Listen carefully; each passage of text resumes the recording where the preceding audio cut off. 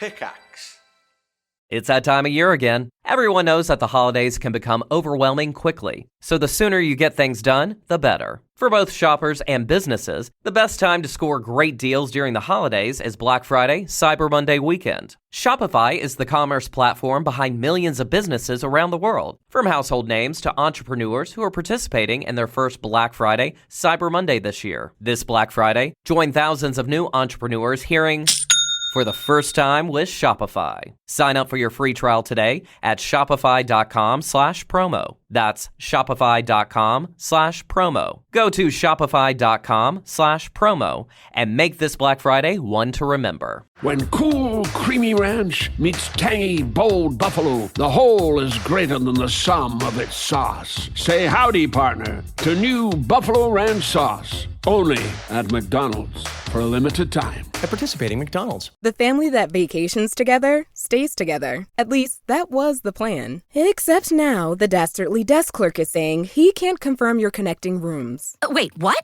That's right, ma'am. You have rooms 201 and 709. No, we cannot be 5 floors away from our kids. The doors have double locks. They'll be fine. When you want connecting rooms confirmed before you arrive, it matters where you stay. Welcome to Hilton. I see your connecting rooms are already confirmed. Hilton, for this day.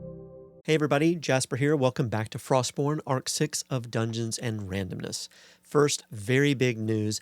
Dungeons and Randomness is opening up the Chocolate Factory door for a casting call from now through December 31st, 2025.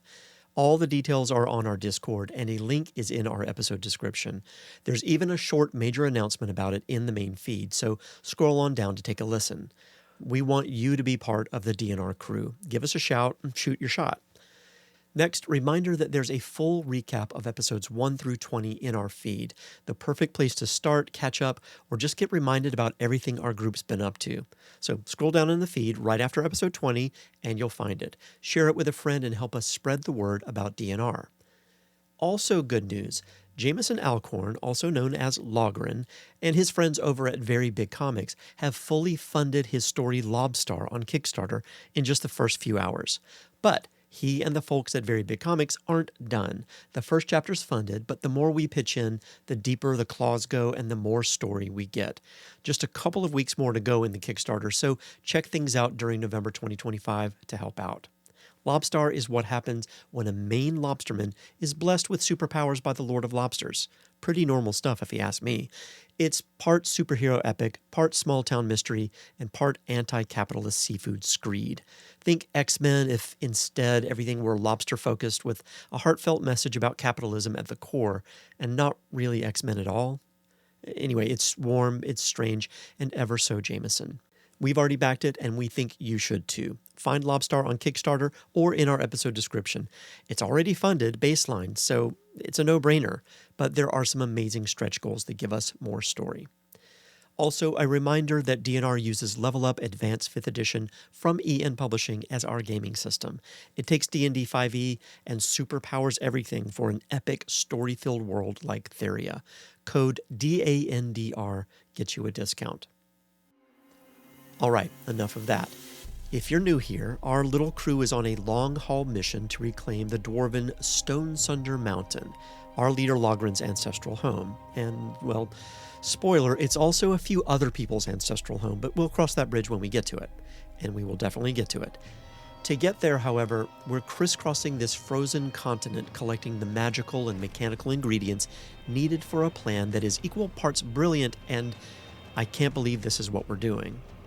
Most recently, we trekked into the mountains to meet the Durgar, elusive, aggressively precise subterranean dwarves who already hold a grudge against the Stone Sunders.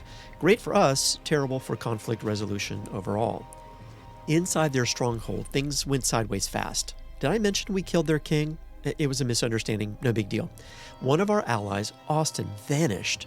And by vanished, I mean we murdered him and disposed of the evidence, which is exactly as stressful and way more complicated than it sounds. Jesse, our other guide and Austin's brother, low-key spiraled, convinced something awful happened, correct, and that no one was telling him the truth, also correct. Chimera lied so smoothly he should get a pay raise. Then the new queen arrived, Bellyria Ironshade, a towering, scarred military legend who radiates, "I will overthrow a government before breakfast." Somehow, Logrhyn negotiated 4 months of patience before she decides to storm Stonesunder the loud way.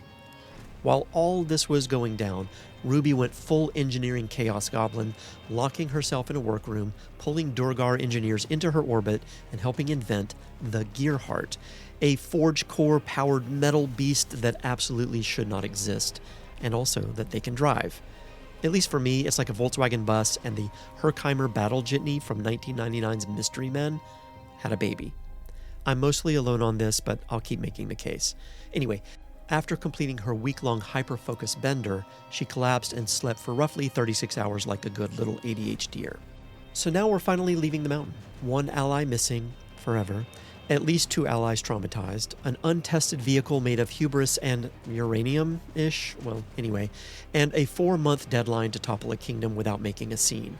Perfectly normal adventuring pace. Today, we make our way back into the frozen mountains of Alara, headed towards Esterholt. Let me just put it this way. Ruby's still learning how to drive the Gearheart. It's brand new, what? And more importantly, the group invents hitchhiking. All yours, Jason Massey.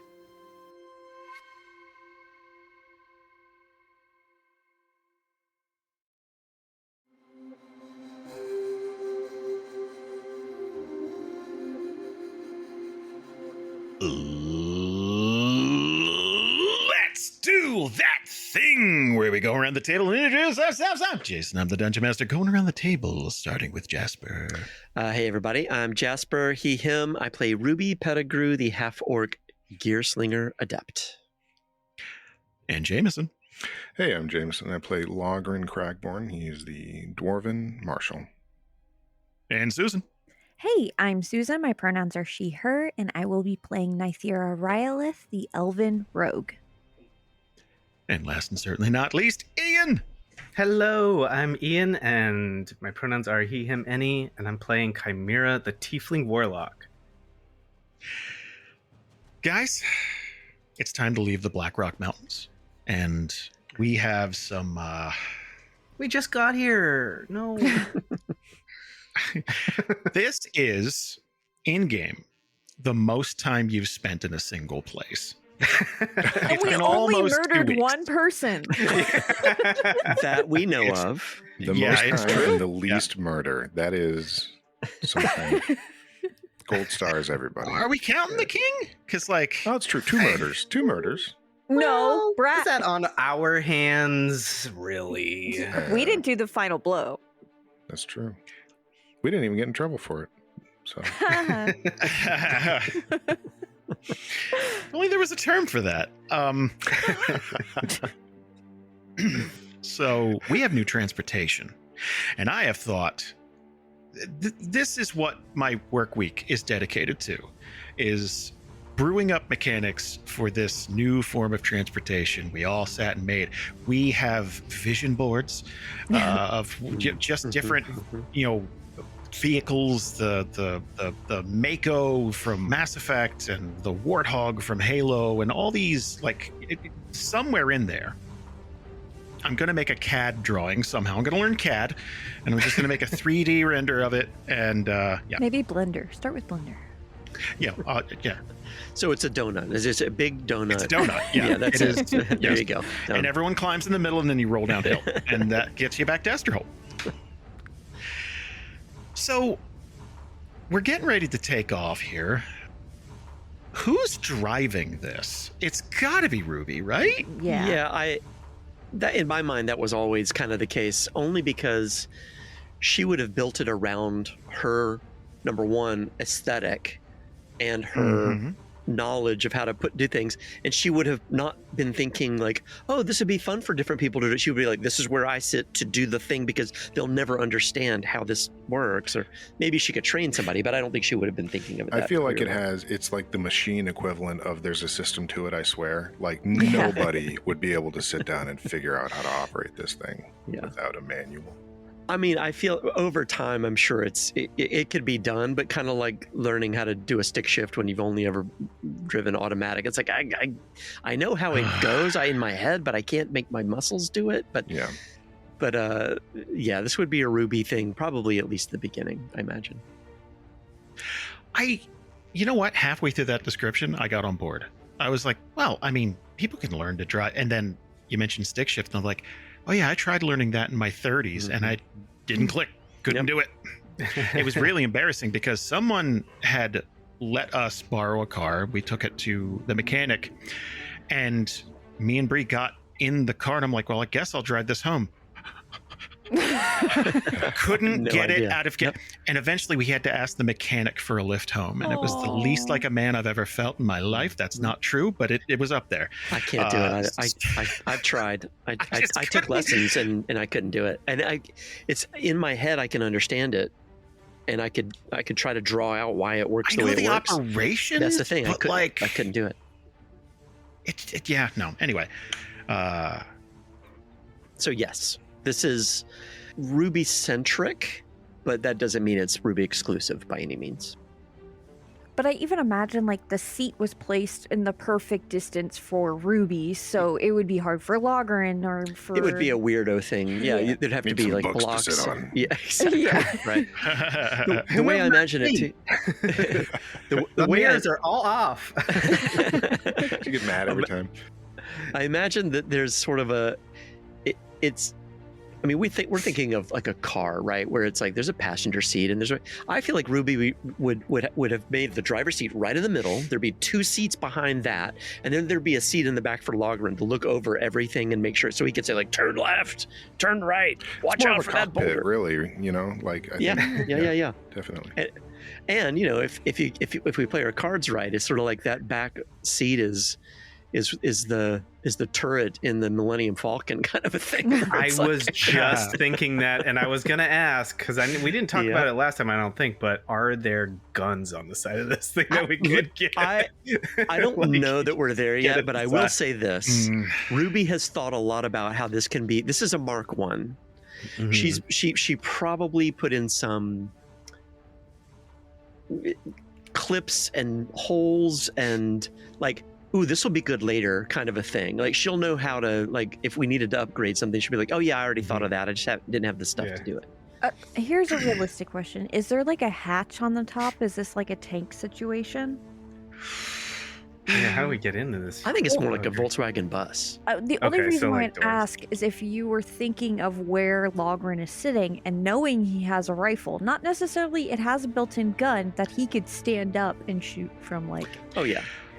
I some Eldritch blasts out the side, out the window, open that door and just... Do you remember the remake of Dawn of the Dead where they modify that bus and they like that's it? But I picture 2 very large gull wing doors. Yeah, we're gonna have to figure this out because we're not there yet. Cars. We're gonna build the Homer is what we're gonna do. Like we're just... One thing we know, what we do know is that this thing is powered by the forge core that the Dorgar basically gave us, and this is. I imagine somewhere in the rear, right? Kind of like the engine in the back, sort of pushing everything forward. And so she had to accommodate for seats around that and probably warms things up a bit. And a lot of don't touch that or it may kill you, but not a lot of like things to encompass it or like to close it up. It's like, why didn't you put a door on it? Just don't touch it. It'll kill you if you do it. Just why would you touch it if it's going to kill you? Anyway, let's move on. So I imagine this is one of those vehicles that was very much purpose built, and it's a miracle that it works as well as it does. It was not built for comfort. This is not a road trip vehicle, even though it's going to be used as a road trip vehicle. So every couple of hours, you probably need to step out of it and stretch because it feels like your bones are being shaken and like it's gotta be, it can't be kind to butts because I don't think you have plush leather seating yet. We aren't there yet, right? So it's like, okay, feels like sitting on a church pew for like 2 hours, right? I feel like we made the rounds in the door guard being like, do you guys have any cushions at all? Just one cushion. We can have. Just Make it tough for butts. What do you guys do? Why do you have such squishy butts? What's wrong with your butts? Like, I feel like every time we would stop, every once in a while we would stop anyway because Ruby would want to, adjust something or be. Now that it's actually out in the wild, it's like, oh no, that's gonna pull it to the left. I gotta stop for a minute. Just move some things around, fix some things, upgrades constantly, just like the rest of her stuff. We also, I think we might be traveling with a big old mentor buddy too, right? Is that happening? Oh, well, he's gone a separate back way to his people. Yeah, got it. He's very much going back to his people. He's had kind of enough of this. This was supposed to be, hey, can we talk to you? And it's become like 11 days in captivity, basically. Like, this sucks. Obviously, we already discussed that Austin's on his own journey. Can I get, because there's no driving skill in D&D, I need an engineering, because I imagine there's lots of little tweaks, like you said, as so yeah, I think right now that'll do. All right.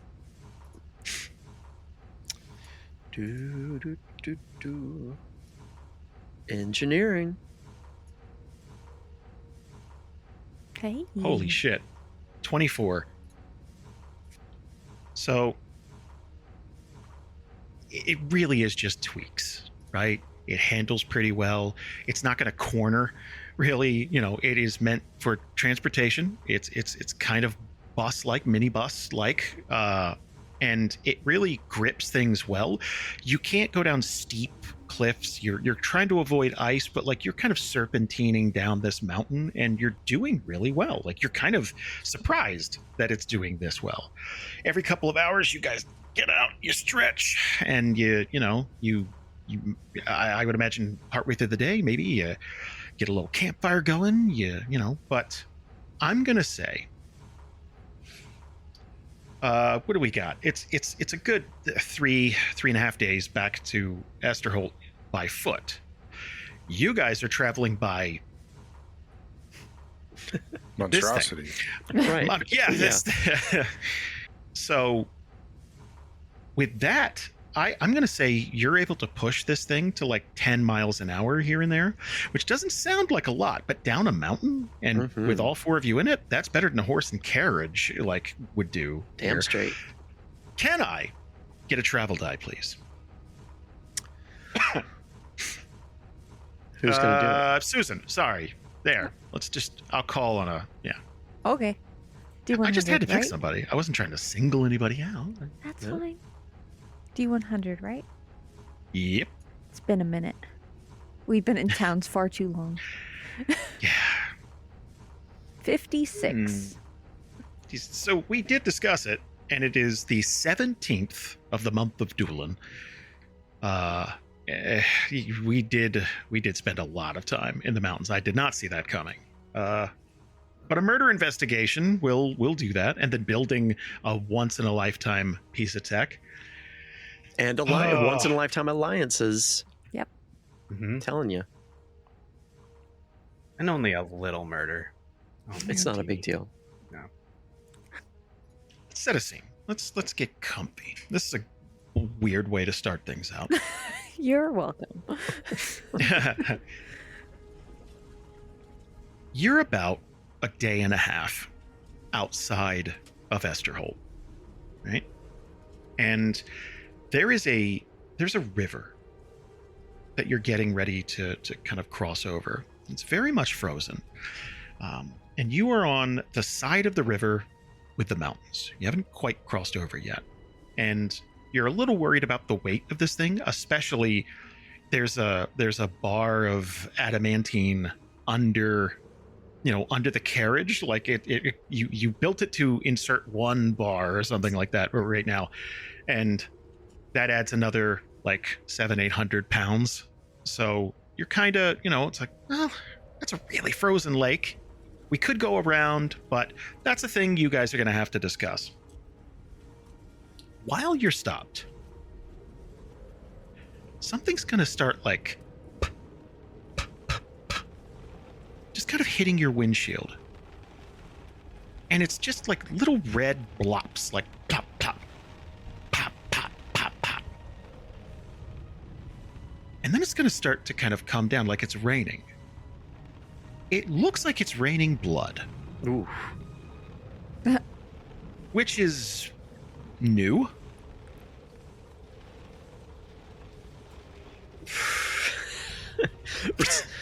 So Ruby's already slowing this thing down because they're trying to figure out and also getting people to help navigate. Like, should we try this? Should we not try that? I don't even know. I feel like we've got a lot of stability with this weight, but it might not get us over that. We could find I bet there's, and she's just kind of whatever, like thinking of 30 things at once, and then blood starts coming out of the sky. First thing she would do is she would get real close to that windshield type area. I don't know if it's a windshield exactly, but maybe like a. We didn't go over it, but it can't just be steel, right? Like... Yeah, but I mean, whatever she can look through, it can't be steel. She'd get real close to it, and you would think she's probably going to mention the blood coming out of the sky, but she's going to say, "I got to figure out some way to make it be that this like gets cleaned off as you drive." That's going to be my next. That's going to be Mark 2, number 1. Ruby, where's the blood coming from? Blood coming out of the sky is your domain, Missy. I pop the door open. Was there a part of you that's like, oh, it's coming from the car? Maybe? Yeah, like, is this a feature? Just transmission fluid. It's fine. It's fine. Everything's good. Did we hit something? Yeah, so Ruby, she has stopped this, right? So it's like, oh, hell. Well, the good news is you have a pretty decent vantage point. You're probably like, 600-700 feet above sea level, so you can kind of see the valley that Esterholt lies in, and it doesn't like, this looks kind of localized a little bit, but it's a freak occurrence, and it's going to continue to rain like this for about 10 minutes. Can I get a perception roll from everybody, please? Nobody get out of the car. I'm already out.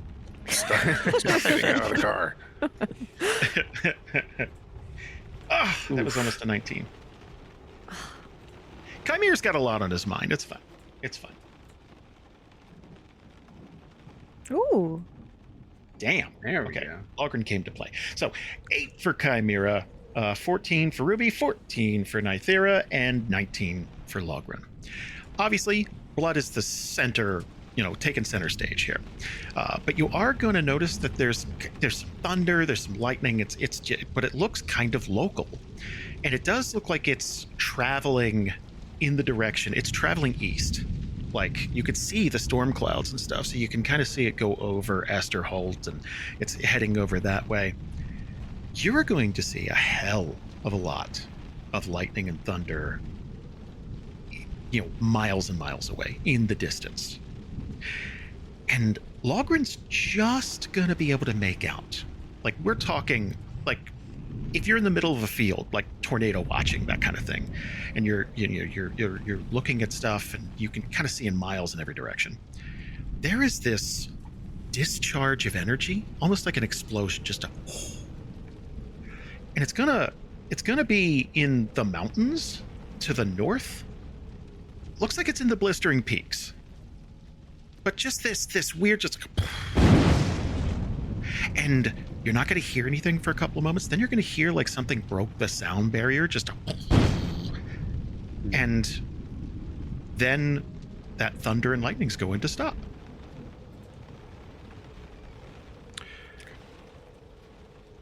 Logrhyn. Okay, so before I say anything, I want to make another check. Can I make a religion check? Because he knows, first of all, that feels kind of biblical, but also he knows that the gods are somewhere up in the blistering peaks, right? So I mean, that's common knowledge, isn't it? Or is that not common knowledge? Yeah, like it's like a gathering place. Like you supposedly can go summon them, but they don't live there all the time. But it's like a Mount Olympus type deal, right? Like everybody looks points to the mountain and says there. So okay, so like if you really want to talk to them, good luck. Get up there, you know. Yeah, don't. But go ahead. That's 12. I mean, it's been a century of them being there, like that communication. So yeah, no, this is going to be a thing where it's like, yeah, that's where you're supposed to be able to summon them and talk to the gods and everything, but it's an incredibly dangerous place to get to. They could have set it up in, I don't know, a city, but they probably did that on purpose because it's like, hey, if you really need us, like, get climbing. So seems like it probably connected. So after the few moments of just, I imagine, sort of confused quiet, maybe a little bit of worry in this vehicle, Logrhyn will just go, let's just ignore that. Didn't happen. Don't worry about it. Done. Yeah, not our problem. Are you kidding me? It just... We have to... I'm going to be the one washing this thing, number one. We're going to pay somebody. We have a brick of adamantine the size of you. I'm not washing this car. We're going to bring a guy with us who can wash the car. I have an idea about that, about raising some funds. I think we could all kind of wash this car together, you know, and maybe in some scantily clad outfits. We can charge money for it. No, well, get the artists on this right away. Immediately. Even do a calendar, I think. That might be fun. Let's put a pin in that. I like that. Ruby would be pretty frustrated because this is not cool. But she'd end up following along with whatever Logrhyn. If Logrhyn says ignore it, then she'd try to ignore it. On the other hand, coming down out of the mountain with a car covered in blood is kind of cool. That is pretty badass, actually. Very Mad Max. And I know we have all different ideas of what this thing looks like, but I do feel like with Ruby's aesthetic, I think she would have probably built it with. There's like leather straps holding on to things. It probably has this green pattern. It'll feel like it's like Ruby Mobile a little bit with satchels and leather boxes and stuff connected to it. So she's pretty pissed that this thing is getting beat up already with blood out of the sky. This episode is brought to you by Ulta Beauty. Holiday cheer is here, and Ulta Beauty has gifts for everyone on your list. Treat them to fan-favorite gift sets from Charlotte Tilbury and Peach and Lily. Go all out with timeless fragrances from YSL, Ariana Grande, and Carolina Herrera. And you can never go wrong with an Ulta Beauty gift card. Head to Ulta Beauty for gifts that make the holidays brighter and even more beautiful. Ulta Beauty. Gifting happens here. This holiday, give the gift that says, let's cancel plans and just lounge. MeUndies has dropped their new holiday collection, and it's made for maximum cozy. We're talking soft as snow, ultramodal fabric, festive prints, and loungewear so comfy, your couch might get jealous. Onesies, hoodies, joggers, even delightfully quirky holiday designs. You're welcome. Knock out all your holiday gifting needs with deals up to 60% off at MeUndies.com/Spotify. Enter promo code Spotify. That's MeUndies.com/Spotify, code Spotify. Well, I need another travel die from someone. Well, I got his bloodstorms. That's fair. Ian, you want to take a swing? I will. What's it? It's probably going to be. It's probably going to be a little anticlimactic after that. Like it might be wolves. I don't know, but like. Yes, D100. D100. All right, here we go. Watch he rolls a 56. Oh my god. 57. Wow. Please let it be blood rain again. Oh, please let it be blood rain. Please let it be related. Yeah, it's got to be geysers. the blood. What if you have blood on a vehicle or on yourselves? It magically is cleaned by a rainstorm. Or in the rare chance that it's rolled right after 56, the thing that was in the storm emerges. Right. Yeah. You ignored it, and now it's mad. The whole table becomes 57, and now it's angry. Oh, that I Turns do. out that was the universe's check engine light, and you ignored it. I do lean out a little bit and prestidigitate some of the blood off, and I go, "There, you see, Ruby. I got really good at this, actually." Thank While you. we were- 1 foot cube. Thank you. It does make me feel better. Thank you. It's probably pretty loud in there too. There's a lot of it's like a go-kart, you know. Yeah. Thank you. I prestidigitate Ruby, like written in clean, like you would when you scrape through the dust. Like wash on a me. car. Yeah. Oh my And then the god. blood starts dripping through in certain spots. Ooh, It looks cool. it looks super cool. Prestidigitate me. Is that what you said? Yeah. That's awesome. Prestidigitate me. I didn't pick up on that the first time. So many T-shirts to make. All right. So, I swear to God, this never happens. So they are related. But like, I feel like this is becoming a catchphrase, but when we made these tables, I didn't think that would happen. So, okay. What fresh hell. We're going to continue the story is what we're going to do. So I would say ignore that was discussed, right? Mm-hmm. And then you're like, okay, let's clean this off. And at least the windshield and stuff. So we can look around and you're going to notice that the blood on the ground, like it's kind of made the snow kind of slushy, and that's because the blood was warm, and all this is just very, very odd, and it's got a smell to it, like it's very like very that iron taste in the back of your mouth. You can taste it in the air. It's like that petrichor scent of like, hey, it just rained, but also donate. It rained blood. Yeah. It's like, like you can. It's just in the back of your nasal passages, like, you know, and you're going to see something fire off in the city of Esterholt. Looks like some kind of flare, just a.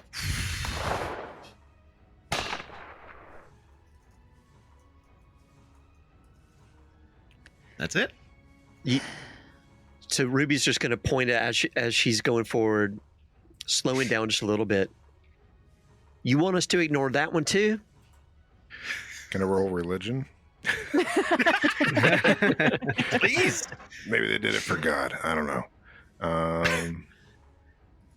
Well, I hear down south they shoot at storms to get them to go away. I don't know if that's maybe an Esterholt thing too. That is a religion thing. They're just, yeah. Now, I mean, is it like a universally known thing that a flare is like a signal for help? Is that a common thing? I mean, every city's got its own communication, and it's a flare is universally like something's up, and Look it could here. be. Yeah. Oh, yeah, we it did could shoot be, a flare up early on, didn't we? We had a flare early on when the caravan. the guy who stole the baby. Yeah. Shot a flare. So, oh yeah. Yeah. So it's kind of a universal signal for like, hey, over here. Like it could be a supply drop, or like, hey, like, you know, someone's lost and they fight. You know, it's not celebratory usually, and it's not. You know, there's a wide variety of things, but trouble's definitely in there somewhere, right? So, yeah. Well, it's where we're going anyway, so. I don't like it. Ruby's going to lean like over her shoulder looking at Chimera. You know who it is, right? You know what this is all about. It's her. The hag. Right. Yes. Oh, she might be causing trouble. Maybe they took care of her. Just hit her with your car on the way into Esterholt. Anyway. What was that? Yeah. Just cleaned off the blood. Well, all I know is that the kids are in Esterholt, so we can't ignore it. All right. Well, I'm going to punch it.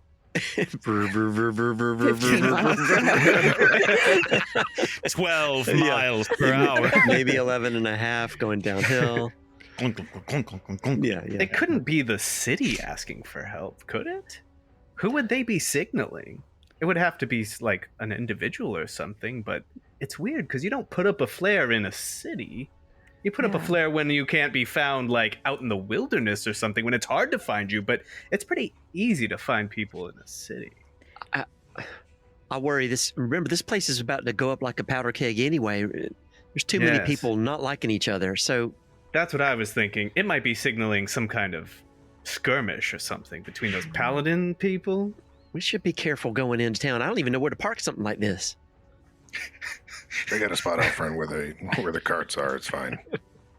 They got a valet. I bet you it was Chet. I'm sure there's nothing to worry about. The blood or the flare? Just Yes. How much? Yeah. Because you've left him alone for 2 weeks, and that's a long time for that specific young man to... Hey, look, on the bright side, it's probably the longest he's gone in a month without getting knocked on his ass, so... Or yelled at. We don't know what he got into. That's true. He probably got knocked on his ass the second we left. Do you know... Okay. My headcanon is stuff like this has been happening, but you guys were just in the mountain and didn't know about it. So, all right. It is the 19th, and you guys are within striking distance of Esterholt. Jamieson, give me a travel die, please. Don't make it 58. That'd be hilarious. Do it. That would be hilarious. Now I want it to be 58. You could do 55. That would be funny. Whoa, 91. Holy shit. Okay. All right. Kind of changed it up here. We had a vibe going. And Hey, listen, I'm so sorry. I just, like, we all brought themed things to the party, and then you came, like... Well, wait, let's find out what 91 is. 91 Don't is jinx us. Is just blood. Just blood. Just River no of adjectives, blood. no qualifiers, just blood.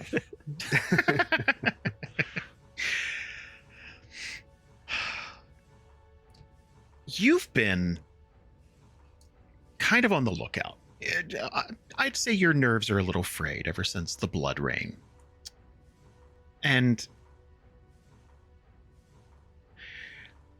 you know something's up in Esterholt. There haven't been any more flares.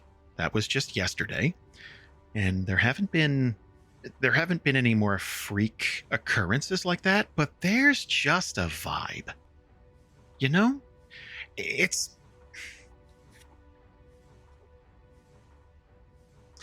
You ever have a pet or a child and you just realize they've been quiet for a real long time? Mm-hmm. Where are they? Yep. And you know, like, it comes over you. It's like instinctively, it's like they're in the trash can or the dog did something.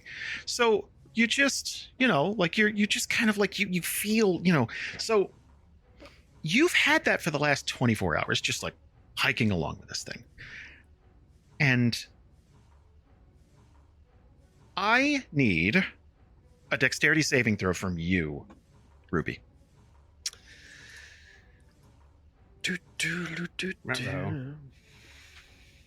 Oh. Oh. Shit. You rolled a 5. Wow. Yes. Wow. You have an expertise die on your dexterity saving throws? I have an expertise die I can use once per day, and it's a new day, so I put it on that. Son of a bitch. Very nice. Okay. So, you're getting to the point where it's been a few days, like you're pretty adept with this vehicle here. Gearheart, wasn't it? She's calling it the Gearheart. Okay. So, you're getting to the point where you're kind of getting a sense of like, okay, it can tackle this terrain. It's having trouble with this. I can, every once in a while I got to clean this windshield, but hey. And you're stopping twice a day.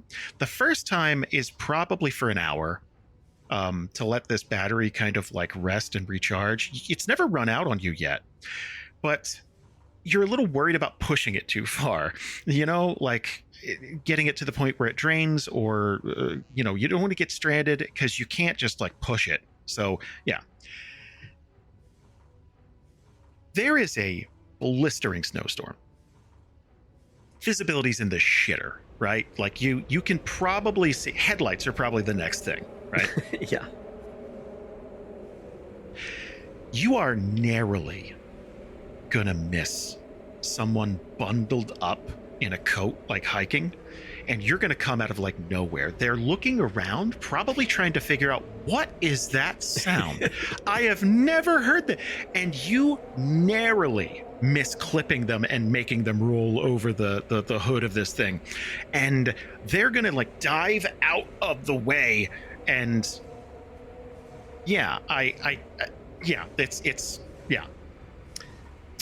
I don't know how Ruby would react to that. It's the hag. God damn it. Sorry. By the way, since she's said something about the hag, she's been putting hag repellent on, because I know we have some.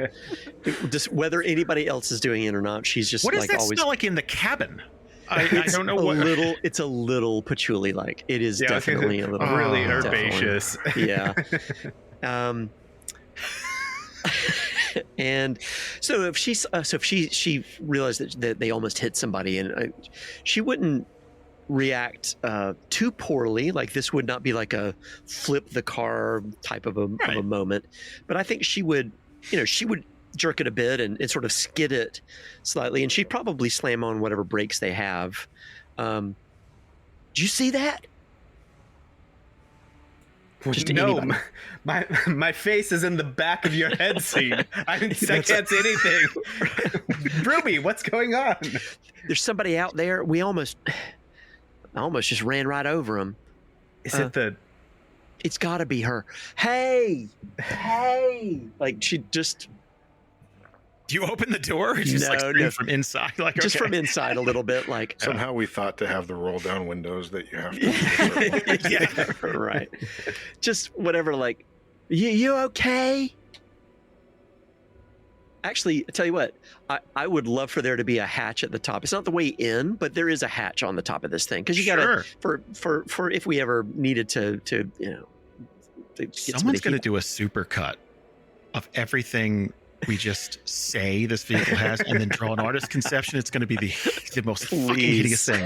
Like, it's going to be the worst. Well, the top also has that Volkswagen bus, the railing around it, so you can put all your baggage up there and strap it down. And it's a mystery. We're adding things. I had an '84 Thunderbird, which was a boat, and it had what must have been considered future interior.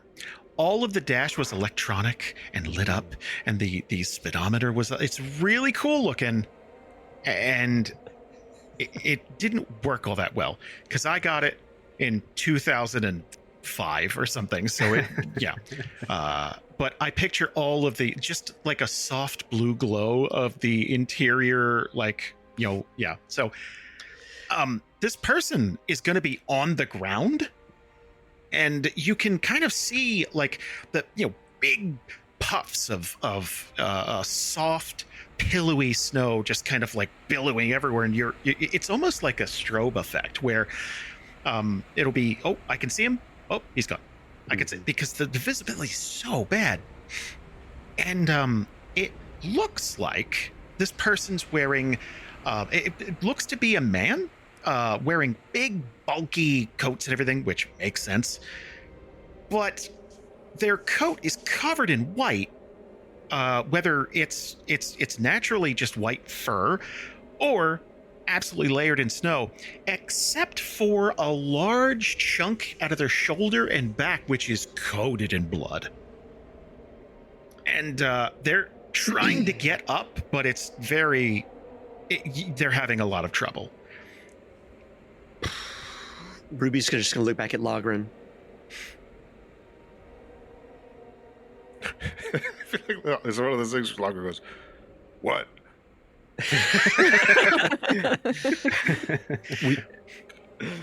There's a person out there. I think they're hurt. We almost hit them. Oh, I don't know. What do we got for healing potions?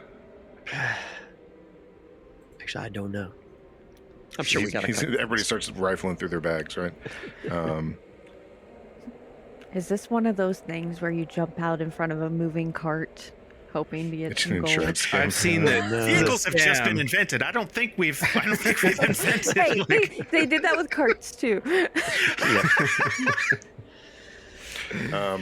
I know this scam. Logrhyn will find a basic health potion in his bag and be like, "All right, open up the hatch there," and he'll hop out. So I picture big, satisfying, like pull lever, like, and you push this open, and you have to kind of like push against the wind and the snow, and it's really powdery, so it's kind of like coming up in the vehicle. Close that when you know. Do you close it or just leave it open? I don't know. Close it. Okay. Yeah, he gets he's one step away, turns back, closes it, and then I would do the exact same thing. Everybody in the So, this person's like maybe 15 feet away from the car, and they're gonna like look back at you like, "Oh my God, you're here to kill me!" Like that's it. And he's like fully armored, so. Right. Also, like, who are you? What is that thing? There's a lot. I've come from hell. No. No, like if this guy turns and looks at him, Logrhyn will just kind of stand there and be like, "What got into you?" And it just, he's on the ground in the middle of this snowstorm, bleeding profusely, and it's just like, it's you almost hit me. That's not what happened to your shoulder. What did that? No, I'm coming from Esterholt. I was out hunting. And are you kind of like dangling this potion in your hand? No, he's not going to show like, it to him. Oh. No, absolutely not. Okay, cool. Do you want to offer him a fucking hand up or anything? Or just like, he's in the middle of telling me a story. I want to hear it first. Okie dokie. I want to interrupt him. Yeah. That would be rude. I was out hunting.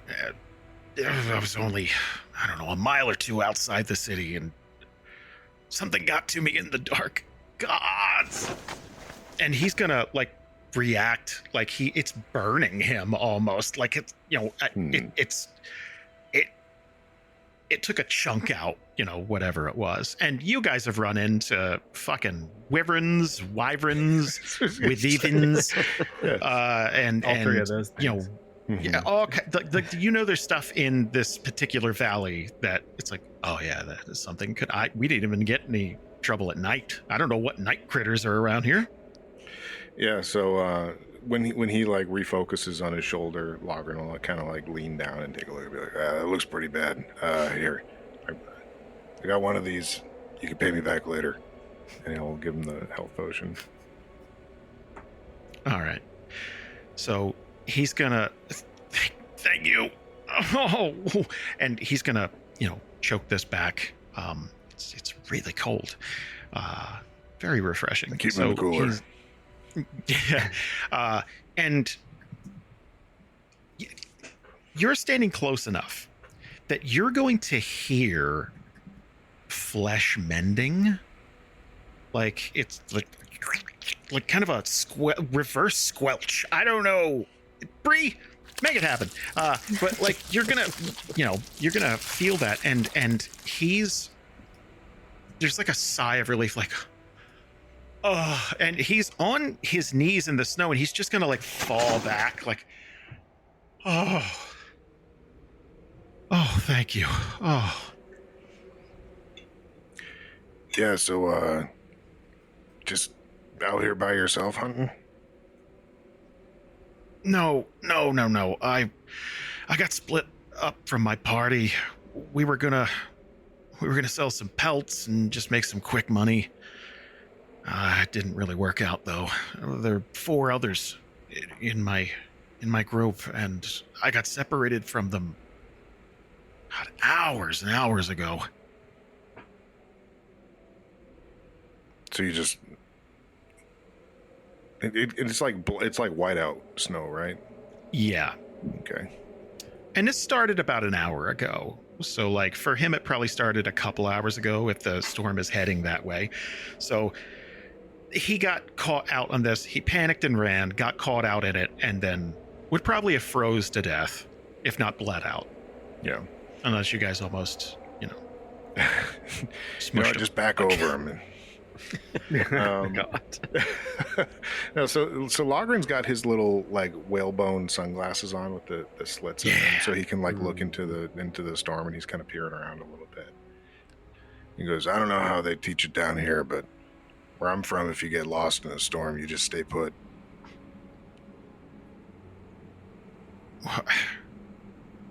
It's all right. Look, and he's gonna like stand up, and dude's about like 6 feet tall, like pretty average build and stuff like that. Nothing looks human.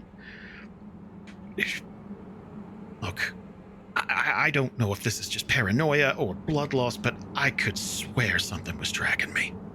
It just felt...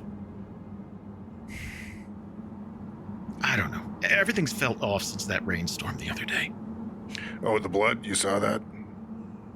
Yeah.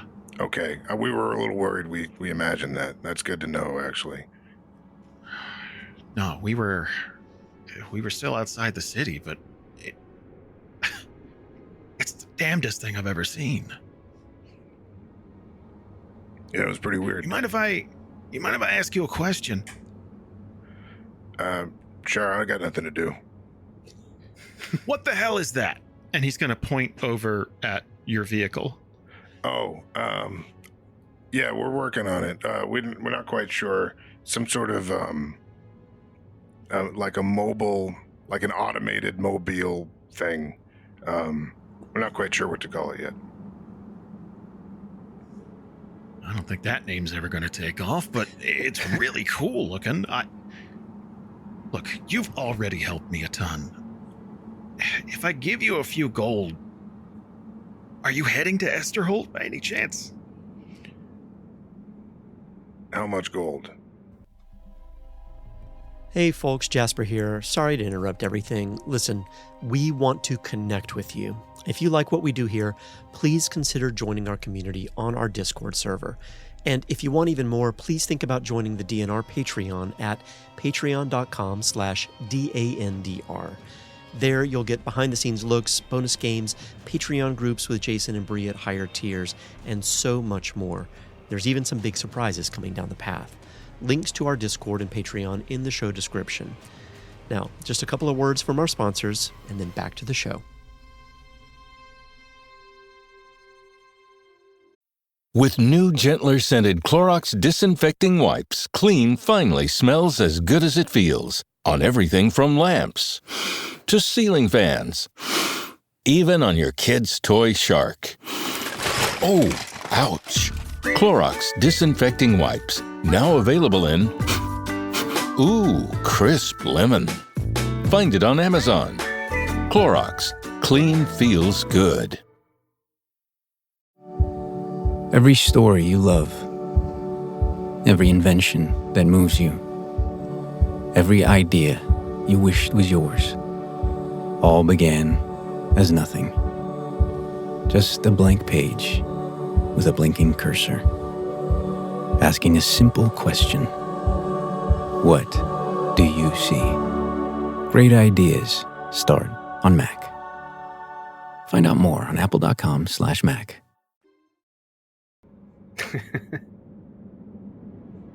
Oh, I have 30 on me. That's about it.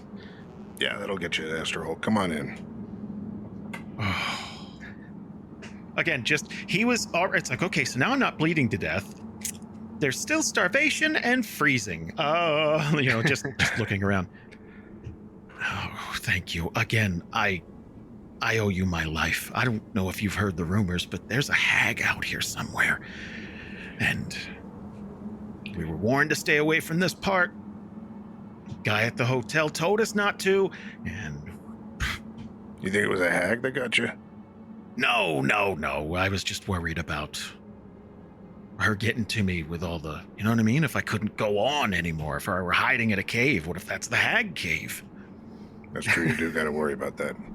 All right, listen, watch your step getting in here. There's gears all up top that don't do anything, but they're decorative. And you're going to sit on this bench, but it's going to hurt your butt after like 4 minutes. So you're going to have to shift around a lot. Ruby protests. If you're doing this while you're coming in, yeah. First of all, she's like, who the hell's that? No, they are not decorative. They actually serve a... She's just not going to fight. She's going to shut down. They're for... You have 7 gears more than you need. The ratio They will have a purpose. Never mind. Forget it. They're expansion gears. Chimera leans into Ruby and just whispers, "Male hag?" Yeah. Hig. Oh God, she's like for a momentary panic, like maybe. I mean, I don't know. What's your name? Cliff. Nice to meet everybody. I really appreciate you stopping. I mean, you did almost run me over. I'm sorry. Thank you for... Sorry. No. We're getting the hang of it, but you probably couldn't see shit. It's fine. I still can't. In fact, we probably should stay here for just a little bit longer till this blows over. I'm worried about what else I might hit, including something that might topple us. So at this point, you guys are like, 7 or 8 miles outside of Esterholt. You're within striking distance. And the guy's a little nervous. He's got himself worked up over this hag situation. So like he'll sit there and you guys ever see a hag like out like a real one?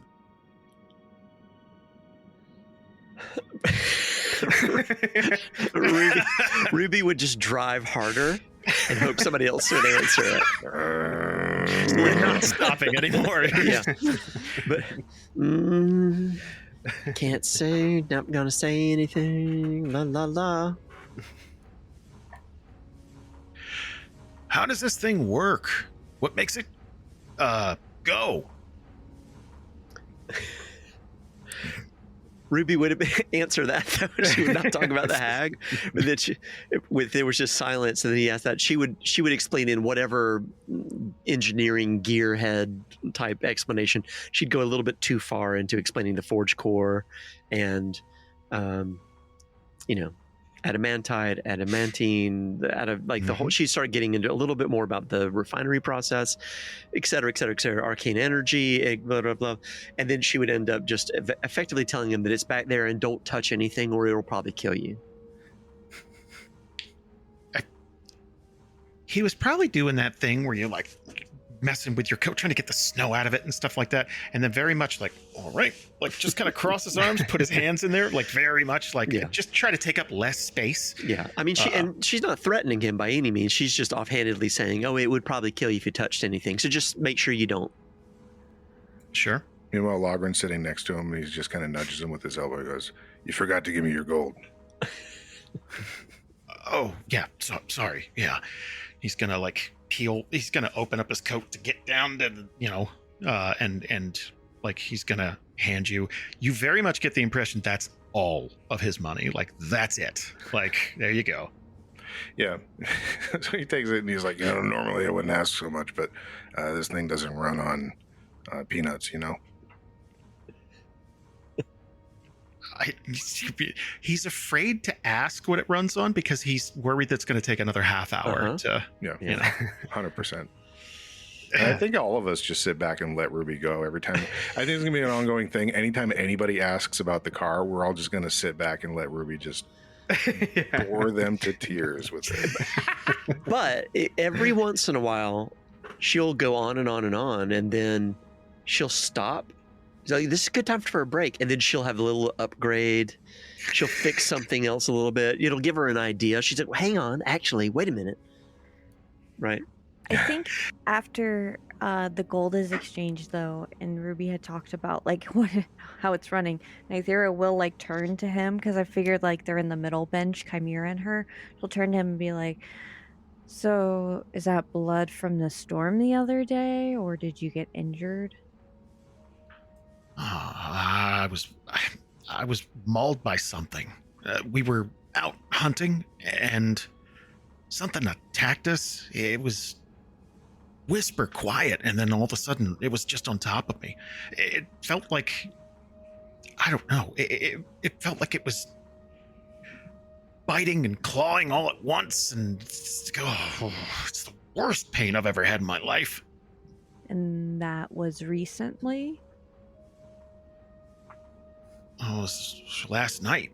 I tried to patch it up the best I could, and I was walking, but I got turned around, and then the storm came, and I tell you, this has been the worst day of my life.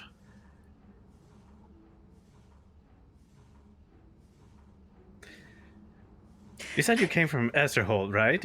Did you see the flare go up? No. They shut off a flare? Mm-hmm. Yeah, do you know what it means?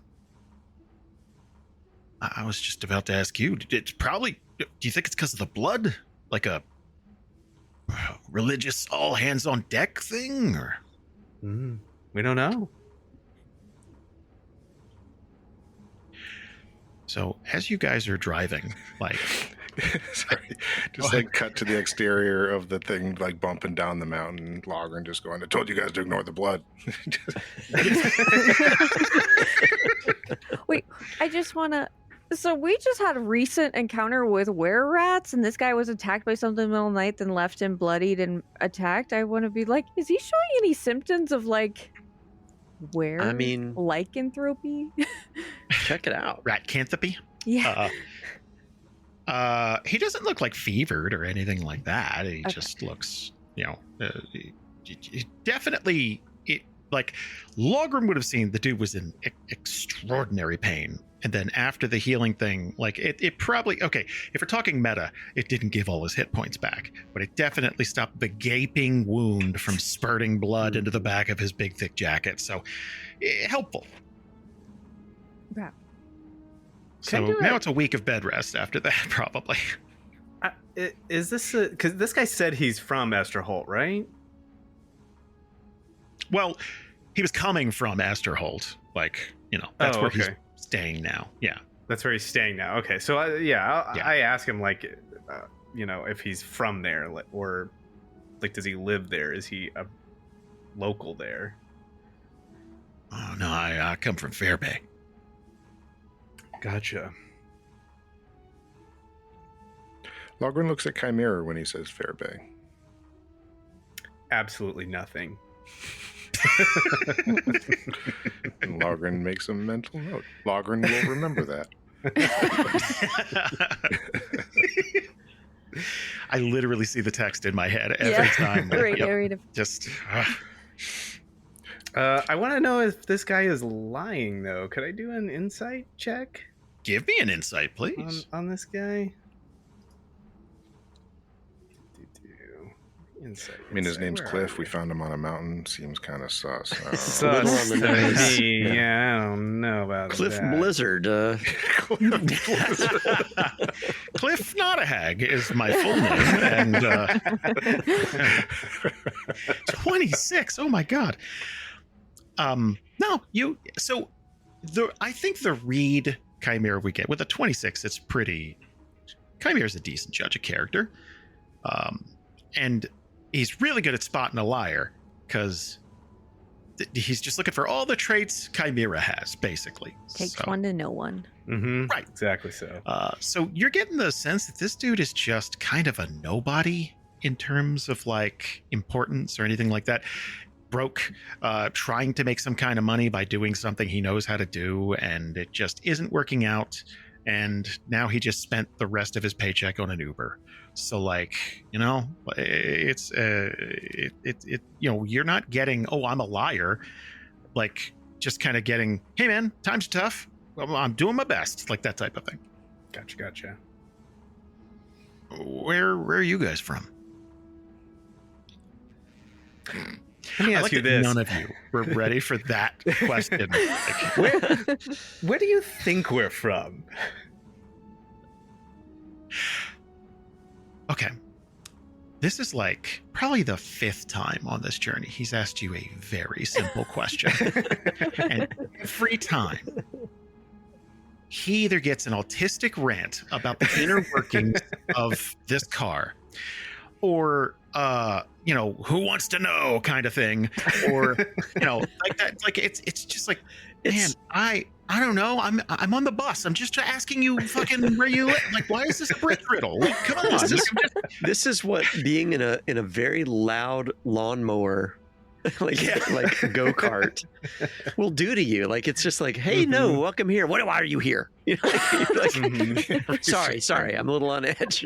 Very much getting the sense of like, man, you guys are fucking weird. Yeah.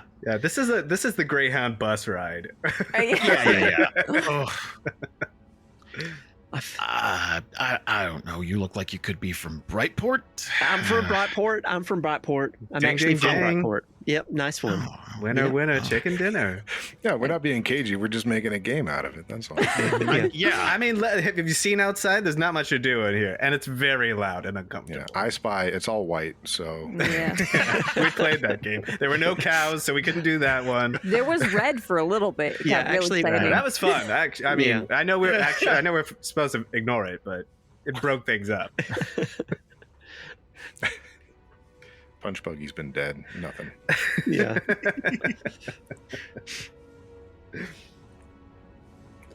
So at this point, you guys are a mile outside of Esterholt, just kind of rolling along now. And Cliff's kind of dozing off every once in a while. He's like, I think the adrenaline's worn off a little bit. So it's just like he's doing that thing where he's just kind of like slumped over, just trying to find a comfortable spot. It's like sleeping on a plane, right? It's like, oh, because it seems like every time I get a window seat on a plane, the windows are always positioned in such a way where it's not window to seat. It's like partial window to so you. It's a weird thing. I don't know, but like very much that like he's trying to like he's trying to fluff up his jacket a little bit, and he'll pass out and just try to like he'll probably snore too. He's a snorer, that Cliff. And you guys are closing in on the city, and it is dusk, and it is the 20th of Dulan. Approaching these gates, you're not moving fast enough that they're firing, but you have a couple of ballistas trained on you, and there are guards out front with the gates closed. It's like, whoa, just like flagging you down. Yeah, Ruby she wouldn't be barreling, not that this barrels, but she wouldn't be going full speed towards the gates or anything. They would be taking a very kind of almost like a serpentine sort of approach, just to make sure it's clear we're not barreling into the, trying to get into the city. And then maybe even pull up to the, to the side so that it's not like head on, like we're like going to run over you. And then I don't know, we've got these big side doors we can these wing doors we can open up. Yeah. And the snowstorm stopped, and I think it's much calmer out. I think we just open up a door and like wave, be like, hey, we've got injured here.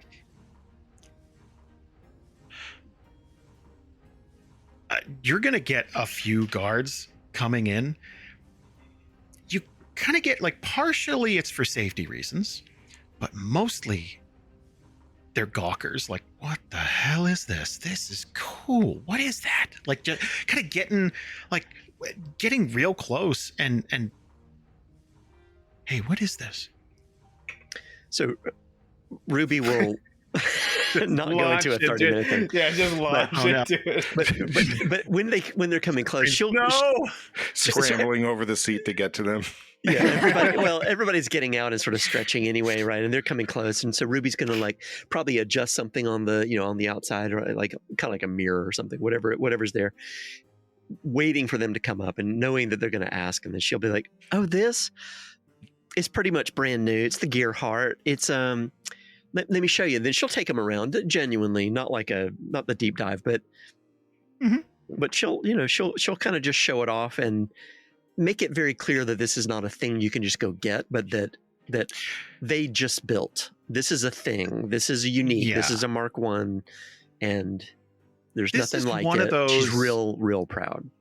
This is one of those fire discovery moments, right? Where no one knew this was something you could do, but now that it's been done, it's like, holy hell, I want one of those. Like, it's so cool looking. And look, you're going to get the normal barrage of questions. It's like, how did you make it go? It looks so heavy. It says like, and I don't know if you're dancing around the part that there's an unregulated fucking forge core powering this thing, barely covered.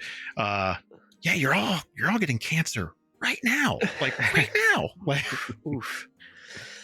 I mean, she's not going to get into all the details. This isn't the space for it, but she is going to sort of say like, "Oh no, we've got some, made some alliances, got some friends together. We've got some things happening here, but we've got some, some energy powers things." She's kind of vague, but she's definitely super proud of it, and she's, a lot of "don't touch that." No, really, you don't touch it. Like, I mean, I'd love for you to touch it, but if you wouldn't have a hand. Kind of stuff. That's a moving part. Don't touch that. Yeah. So I think you get a couple of the like just kind of tucking their hands back like this. Just don't touch it. But like, man, that's really cool. And then a question comes up. Like one of the guards, one of the younger ones.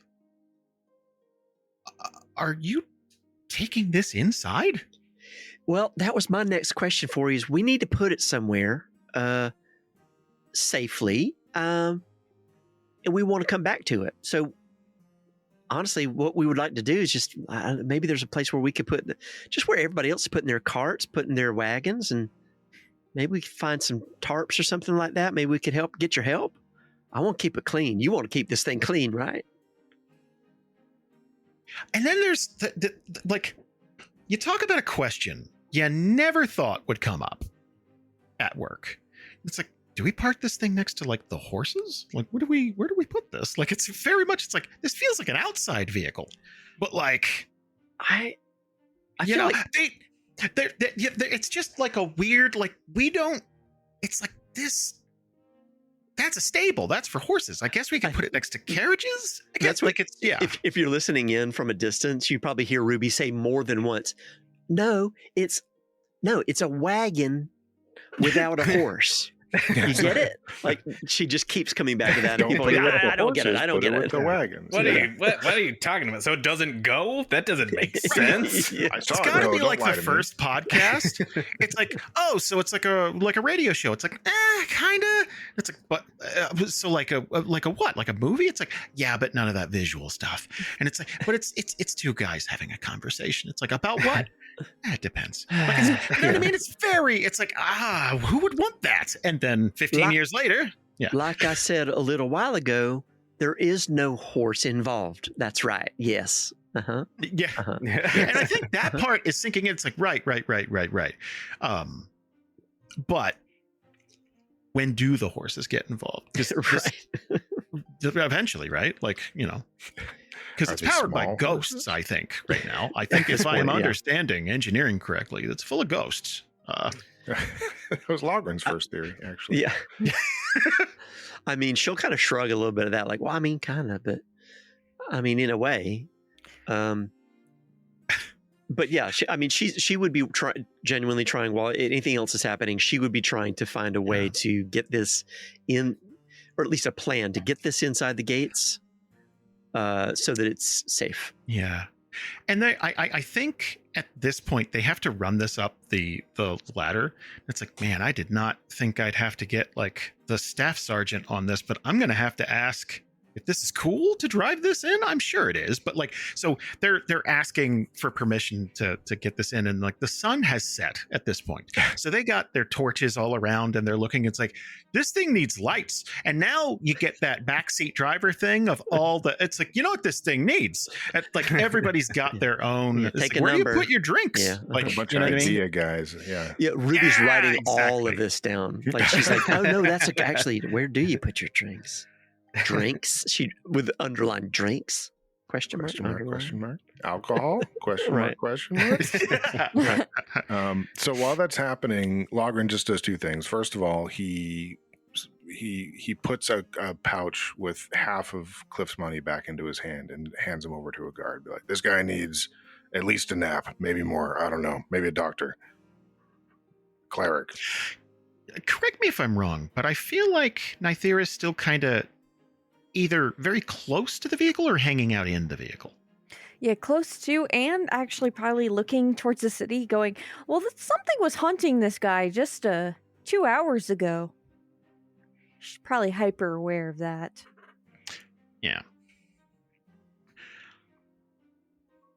Can I have a perception check from Nythera, please?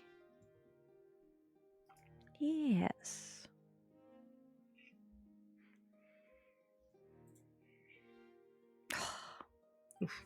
Hmm.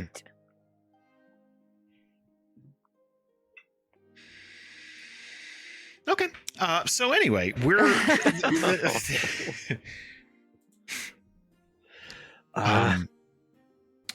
it's going to take like another 10 minutes, but some kid, basically some runner they got, it's like, go back in there, and it's like, oh shit, fine. Is going to come running back. Yeah, they said it was okay. Just be careful, I guess. I had to explain to him like 5 times what it is. And I don't know if I did a good job. Like, it's like, I don't know if I did this justice. Yeah, Ruby, whatever. Pat him on the back, tell him thanks, and then basically start rounding things up. To be able to pull inside. I mean, are we within walking distance of the gate anyway? She may just want to pull it in, and nobody else has to get back in. She may just want to just pull it in and get into a place while everybody else is sort of walking physically, and I'm like, no, you aren't. Like, no. Like, just, but point is, everybody else can be out, and we don't all have to jump back in. It's if we're right there, she'll go in and try to secure it in a location. I think like partway through they're like, I think you're being given instructions. It's like, all right, so when you go in, if you could just like, can you turn this thing? Can you make it go to the right? And there's stables and stuff, and keep going past that. And then there's carriages, and I guess park it there. And then while this is happening, Nythera is going to get jerked back into this vehicle.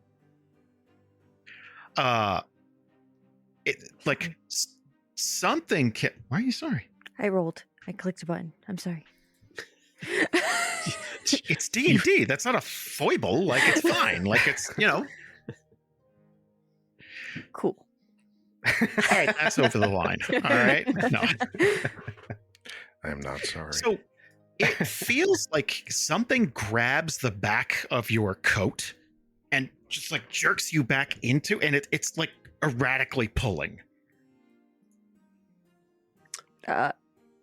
Quick, guys, and then it tries to stop whatever's happening. Yeah, if that's happening, would Ruby have felt anything weird in the car or in the whatever you call this thing, vehicle? I don't. It's gonna rock a bit. I feel like the suspension on this thing's real floaty. So it's built like an SUV in the 90s. So one sharp turn and you're going over. But you're gonna get the like violent shifting around once Nythera's like getting grabbed, and when she kind of puts a hand back there, you're gonna feel like this real clammy. It doesn't feel like a human hand, but portions of it are absolutely coated in fur, not hair, and you're gonna feel this pained, like they're gripping you, but like the sounds coming from this thing, you can't quite like get behind you to like turn, but it sounds like an agonized whining, almost like the whining of a dog. Nythera has what's called Assassin's Gauntlet, which a blade pops out, so it's hidden. So she's just gonna activate that as she's holding whatever grabbed her. Give me an attack roll, please. Okay. 14. 14 will hit. And the 8 piercing damage. So, reaching back here, just like that flick, and this blade's gonna come out. You'll hear like a cross between a person screaming and a yipe. And they're gonna instantly retract this hand, and that allows you to get the fuck out of this vehicle. My envisioning this, you were the only one near enough, this is before you pull, you get in to start, driving it. Do you close the door? Do you, what do you do here after you're out of this? Because you get a split second. Ready combat stance. Put herself between the group and it. Her job is protect, so she protect. Question, was Ruby in this, or is this before we've gotten back in to move the car? Before. Okay. So this is while you're waiting for and they get there. They get there and they're telling you, it's like, hey, if you could just pull in and go to, while they're giving you these directions, I just thought that would be amazing if Nythera slammed the door closed and Ruby's in there with this thing. So great. Have fun. When Nythera says guys, though, I think that makes Chimera perk up, and he at least turns around to see what's going on. And if he sees her in combat stance, then the mind blade is activated too, so you see her mini lightsaber. Yeah, so he just the boomerang just goes right into his hand. Can everyone give me a dexterity saving check, please? Dexterity saving throw. Yikes. Big Where's ol' Cliff? yikes. I'm about to tell you. Oh, no. Okay. So there are no lights in this vehicle, but some of you have dark vision. Some of you have, you're definitely going to see a shape moving around in here, and it is not happy about being in this vehicle. So the whole thing's going to be rocking back and forth. The gullwing door is open, and then there's just quiet for a moment. And all of a sudden, this gigantic beast, this furry creature, goes from a piled up ball of muscle to this elongated, ferocious, leaping form. And it is going to hit Chimera full force. And it is going to bite into Chimera's coat. And I need to roll an attack here. Can't imagine it could hit me. Not with this AC, baby. What is your AC? 13. Oh. Woo! Holy hell. Whoa. 18. That's a 26 with... So... Weirdly, that doesn't hit. Does it ever feel like you're a marketing professional just speaking into the void?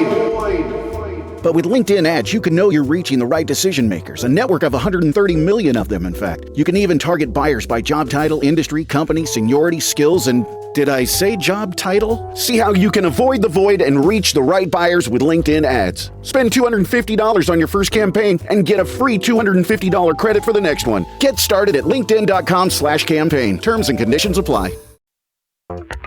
This is Jason Momoa, and I'll be your finance professor today. Welcome to Banking Smarter 101 with Chime. Bam! First lesson, sign up for Chime and set up direct deposit. You'll be joining millions of members banking fee-free. Second lesson, get cash back on eligible purchases while building credit and a higher APY on your savings.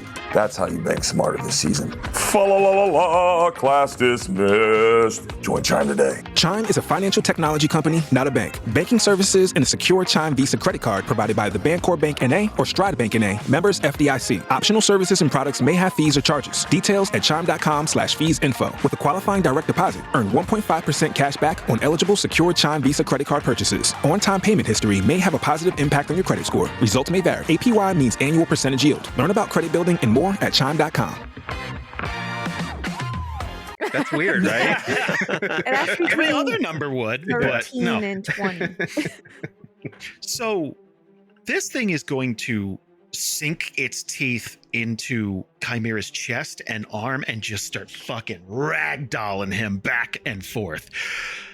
It's going to cause a lot of damage, and it is going to keep like just almost like picking you up with its mouth and slamming you like it's these huge claws, but they're also going to come down in fist form and just try to almost separate the rest of your body from what it's biting into. Yeah, and I think like it hits Chimera in the solar plexus, and it's like that thing where the air gets knocked out of you, and then he's being like flung around, so he's like trying to scream, but it's not coming out really, so he's just like So that's going to do 7 piercing damage. And that wound is already starting to sting, like it's on fire, like it burns. And I would imagine everybody is just gonna, like, okay, Nythera was ready as hell. Do you want to roll an attack on this thing to try and get it to fucking stop? Yes. Please do. Please. Nah. All these guards are backing up, by the way, like, what the fuck? Like, they're kind of a moment of shock, right? They were in the middle of, it's like, yeah, so what you want to do is you and they're giving directions, and all of a sudden, like, this horrific noise, and there's this muscular beast silhouette thing that's, yeah. Do I get a full, like, turn? And I'm asking if I get a bonus action to coat poison. That's why I'm asking. If I could dip I'm going to say poison. that this...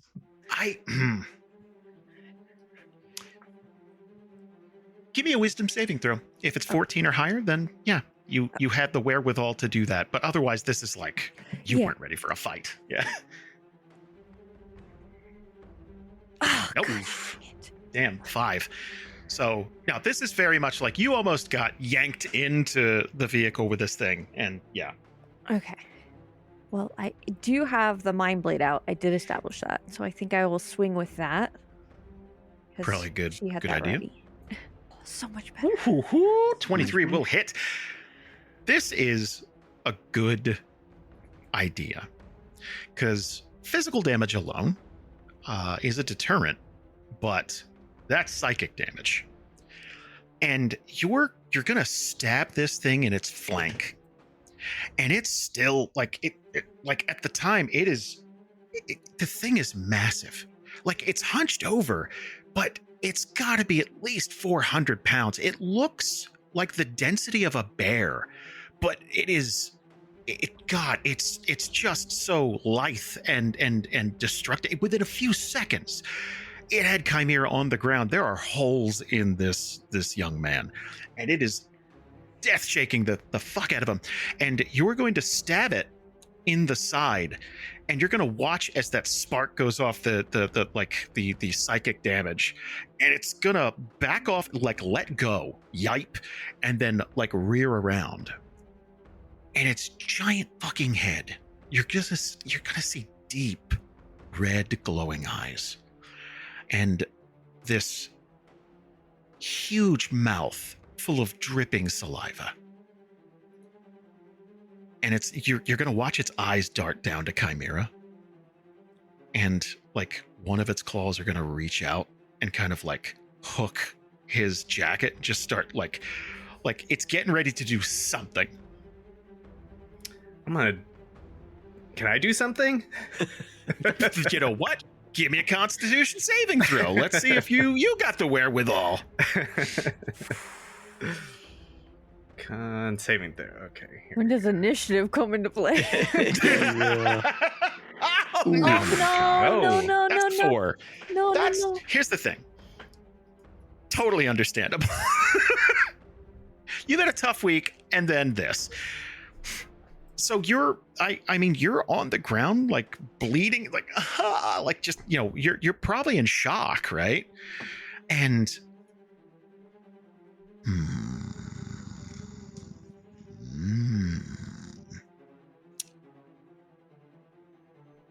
so this wound is going to start to close on you, but it doesn't. It feels off. Like you're vaguely going to be aware that you are bleeding and you're very hurt, but like your brain's disconnecting from it's too much trauma at once, right? It's terrifying, but mostly it's painful. And it's gonna feel like somebody just took defibrillators and just bam, and you're just going to pop like adrenaline coursing through your body. I'm gonna let you cast whatever spell you want right now. Oh God. Okay. Whatever one you have access to. Stop. Okay, so not wish. Okay. No. Yeah, I got it. So everybody else, this is like you're gonna see something like not overtake Chimera, but it is definitely Kolgoth. Like you can almost see where his jacket is like morphing into wings that are stretched out into the snow beneath him. He's like, this is the airbag, basically, Yeah, right. I'm gonna cast Burning Hands, but I'm gonna cast it at 3rd level. Because I think like Fireball, this whole time Ruby has been like, don't touch that, it'll kill you. Don't touch that, it'll explode. So shooting fireballs off near this vehicle is something that Chimera is very mindful of. But he is gonna like put his hands together and shoot like a more directional gout of flame, a very strong one, out at this beast. So this thing, go ahead, is so focused on Nythera that he's not really noticing the situation down below, and your hands are just going to like almost, like pointing overhead behind you and just let loose a torrent of flame. Hit me with some damage. I think it might be a saving throw, yeah. Dexterity saving throw. I'm going to do it with disadvantage because it's not paying attention to you at all. In its mind, it's like, all right, I've dealt with this one, but you know what I mean? Mm-hmm. And it's save for half damage. So this is going to go off right in, let's call it what it is. It's a werewolf, and it is right in its face. This gout of flame is going to go off before it really processes what's happening. So from Nythera's perspective, it's going to be deep red eyes, just kind of like, just the irises just like piercing the darkness. And then all of a sudden flame envelops the entire head. And it's going to take a solid second. It's like touching the stove. You know what I mean? It's going to be a solid second before this thing just starts death shaking again, but trying to get the fire on its head to go out. And it's going to stumble back and then take off into the darkness. You're going to see, like a candle, this thing is lit up and streaking into the night. And it's going to disappear over the hills. Damn. And just like that took place over the course of probably like 10 seconds. Yep. If that. And I imagine that Ruby would be turning, well, okay, I found out what the holy hell. Like what? But for real, she would have come straight over to Chimera no matter what. Yeah, Nythera, as soon as she saw it disappear, would go down because from her perspective, Chimera had a chunk taken out of him. So she immediately assessed him. What in the fuck was that? Clearly a werewolf. Are you okay? I think so. I'm. He like opens up his shirt and so he can see and everyone can see that he looks healed. He's like, where did that thing even come from? Did that come from inside? Oh my god. Was that Cliff? This fucking Cliff, wasn't it? Where is he? She's gonna look around. Yeah, there's a lot of blood and shredded clothes inside the vehicle. A lot of the seats are really banged up. Steering wheel's all, almost kicked off its base, and there's a lot of damage. Ruby's gonna take it real, not for comedic effect at all, but sort of she's gonna stand up and look in the distance, and then she's gonna kind of punch her fist into the vehicle. Like, this was her fault. She's the one who stopped. She's the one who said, come on, we can't leave him here.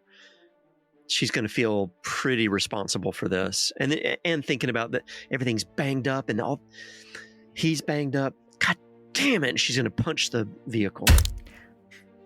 Leaning over Chimera and seeing that he's okay, she's going to look Chimera dead in the eyes and be like, ask him if you're infected. Okay. So I'd like to point out an interesting tidbit. So you can absolutely tell that Kolgoth is present, there. Because if Chimera were to look down at the sizable chunk this thing should have taken out, it isn't his flesh that's melted. It looks like some sort of thick, almost like a dry carapace type of thing. It doesn't look like it looks like a hard outer shell, but it looks like it's poking out from underneath your skin, almost Terminator style. Like there's something dark and forbidden underneath your own flesh, keeping you from bleeding out. Oh, that's new. And tieflings, a lot of the time, have, they have little bumps and protrusions on their, obviously there's horns, and right around Chimera's chin. He's really got like a nice jawline, right? But there are these little bumps that are almost like thorns that are coming out over his chin. His horns have elongated and kind of coast down the back of his skull and kind of curl up just at the back. There's it's like a much more animalistic, he's going, and his eyes are like a deep set black with pinpricks of white. It's like, to him, it's like, yeah, what was that? It's like, the guards are taking a step back. It's like, what the fuck? There's two of them. That one was messed up and that one's messed up. Yeah, I'm looking at everyone. Because all I see is the thing here on my torso, and I'm like, oh, that's new. And I kind of look up at everyone. Everyone's reacting weird, and I'm like, what's the problem? What's going on? You're all looking at me funny.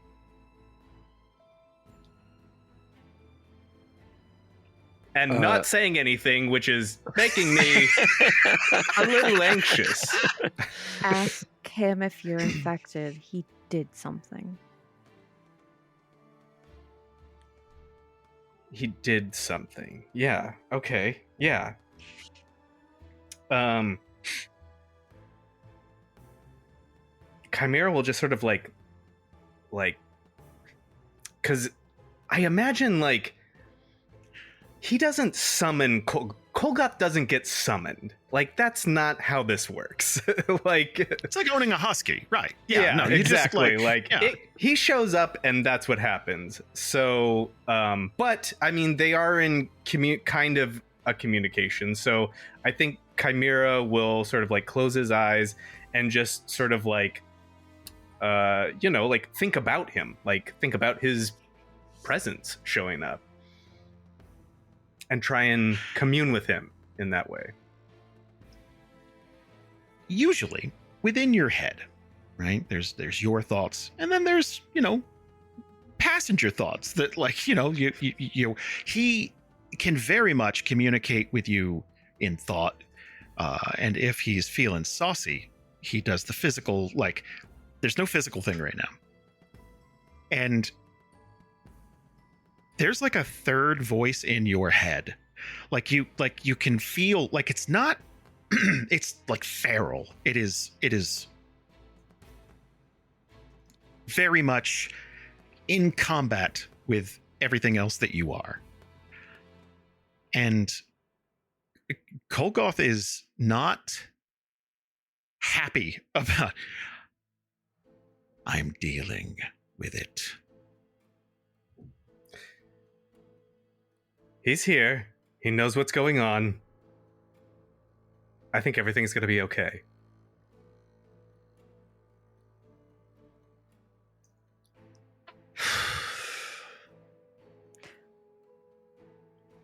Well, you're going to want a mirror. You look... What the fuck does that mean? Let's... That's the worst thing you could have possibly said to Chimera. Right. Ruby would come up to him and look around at Logrhyn, Nythera. I'm going to get this part, going to fix it another time. We've got time, but let's get back to the hotel. Let's see if we can get a room. I think we need some rest. Now, she's going to be looking at Chimera. I also think Nythera would have a handheld mirror on her to see around corners when she's scouting. So she'd just hand that over to Chimera because she knows that would drive him crazy if he could not look right away. There's no reality also in which Chimera doesn't own at least one mirror. That's true. So true. Pulls out a compact. Yeah. Yeah, so this is a much harder edge than you would normally adopt. Not bad, but like... Okay. That's new. That's gonna make things a little different for how I navigate the world. Okay. Not terrible. Not great. For the first time in a while, Kolgoth's voice kind of takes on like a soothing tone. Like, hey, baby, don't worry. I know this means a lot to you. Like, your face is the moneymaker. Like, I get it. Like, that's very much part of who Chimera is. So it's kind of a, I'm dealing with it. It's temporary. I don't think we need a third. Do you? Well, no. No, absolutely not. Not like this. I picture that there's absolutely that amount of pause where it's like, hey.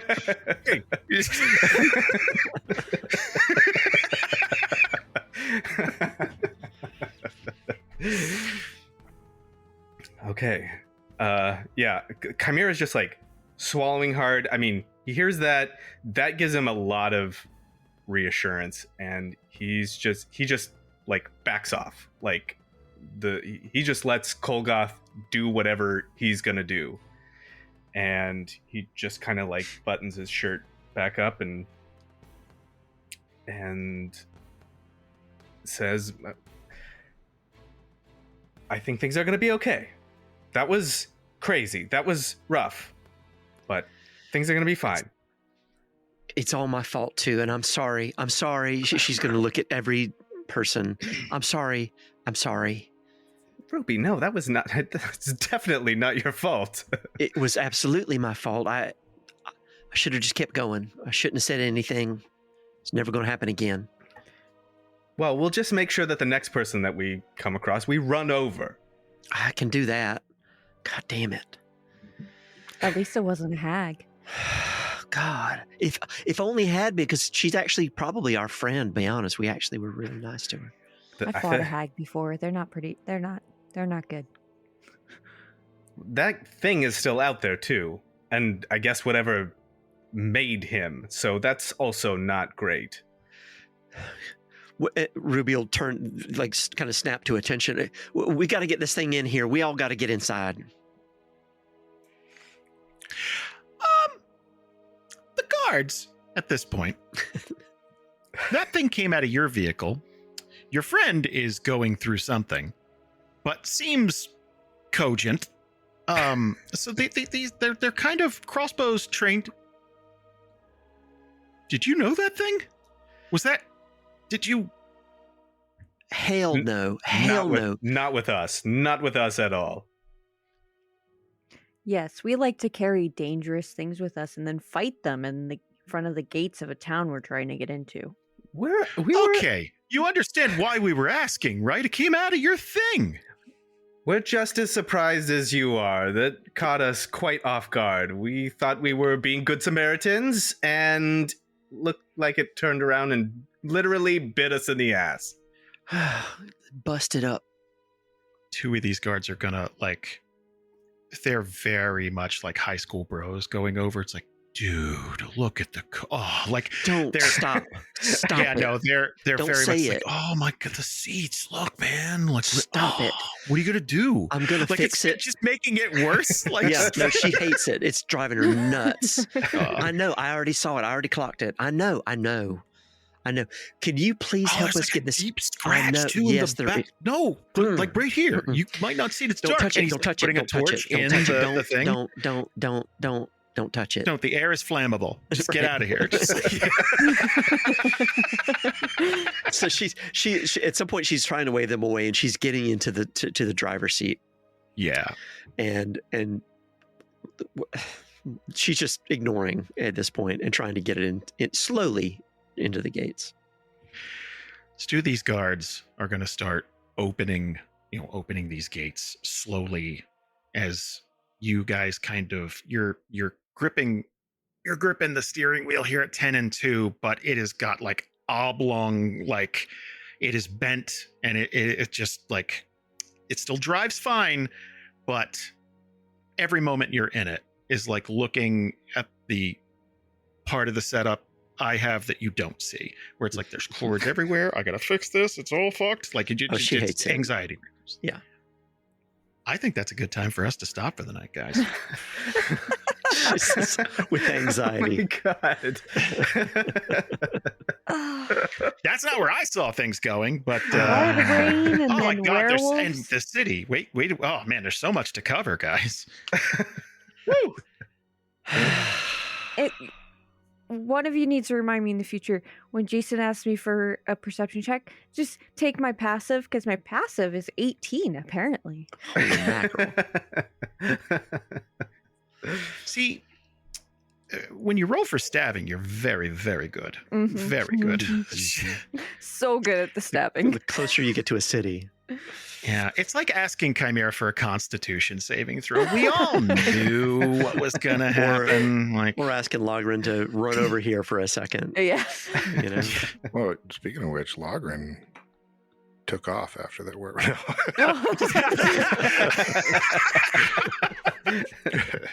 He wasn't there for any of that. Shaking his fist the whole time as he's running. Oh my God. Okay. Hell. I fucking called it. I was like, we just had an encounter with were-rats. Well, what's a werewolf doing out here? Yeah. There's a whole thing going on now. And now, yeah. Now. Well, now, yes. But I mean, like, there's a whole thing, and it's like, we may never get to it because the camera's just not panned that way right now. We might get to it. I don't know. Maybe Homefront will get to it. Sadly, I don't know. Maybe Rez will get to it. Went directly to Fort Frostbourne, that werewolf. Yeah. In 3 episodes, a werewolf with a fire head. It's Ghost Rider as a werewolf. Yeah, He's here now. Right. Hey, Ryan Reynolds here. Wishing you a very happy half-off holiday, because right now Mint Mobile is offering you the gift of 50% off unlimited. To be clear, that's half price, not half the service. Like, Mint is still premium unlimited wireless for a great price. So that means a half day, yeah? Give it a try at mintmobile.com/switch. Upfront payment of $45 for 3-month plan equivalent to $15 per month required. New customer offer for first 3 months only. Speed slow after 35 gigabytes if network's busy. Taxes and fees extra. See mintmobile.com. Hi, I'm Simon. I'm G. And I'm Boof. Have you heard about Pickaxe's hit new old movie podcast, Yomp? We each have a list of 6 films we want to share. Every week, we roll a dice to randomly pick which one we watch and discuss. MC Bunkerwelt says, this trio is perfect for a movie podcast. G is the casual that has the mainstream movies, Simon is the nerd that is bringing the gems, and Boof is the salad goblin that scrapes the bottom of the diaper. Messiah Jones says, such a fan of this podcast. I love the variety and all 3 have pretty good chemistry. G is far too confident in her own intelligence sometimes, and Simon can be a real curmudgeon. But the 3 work together well enough to keep the flow and make a good product. Serenity Indeed says, love this podcast so far, but the audio is all over the place. Goes from quiet at the start of a sentence to loud in the middle. Every time somebody stops talking for even half a second, their audio goes quiet and has to ramp up again. It's very distracting. Edit. This audio issue was with my laptop. Find Yomp on all your favourite podcast platforms. Yomp! In a world where board games rule the planet. Walker, this is for So Very Wrong About Games, not a thriller from the 90s. Here at So Very Wrong About Games, we value your time. We get to the point, we give you a critical analysis of games and tell you which games are worth checking out. Things we value: rigor, your time, Gibbons, buzzwords. You'll get it all at So Very Wrong About Games. Critical reviews, what's hot, longtime classics. So Very Wrong About Games, wherever you get your podcasts.